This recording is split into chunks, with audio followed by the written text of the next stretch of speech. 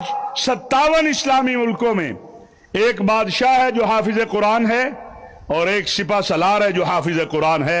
मैं समझता हूं कि ये पाकिस्तान अल्लाह की वो नेमत है कि 56-57 इस्लामी मुल्कों में अल्लाह ने आपको हरमैन शरीफैन के तहफ्फुज का एजाज आले सऊद के साथ क्यों दिया है। जरा सोचिए तो सही। तुर्कों की भी बहुत जबरदस्त फौज है, मिस्र अरब हैं, उनकी भी बड़ी जबरदस्त फौज है, लेकिन अल्लाह ने ये एजाज आपको दिया है। और मैं कहा करता हूं कि मौलवी को कमजोर ना समझो। आज आपकी फजाइया का सरबराह, पाकिस्तान की फजाइया का सरबराह, उनसे जो कहते हैं कि पाकिस्तान की फौज और ये उलमा काफिर हैं, उनको बताना चाहता हूं कि एक मौलवी का बेटा है जो दारुल उलूम देवबंद का फाजिल है।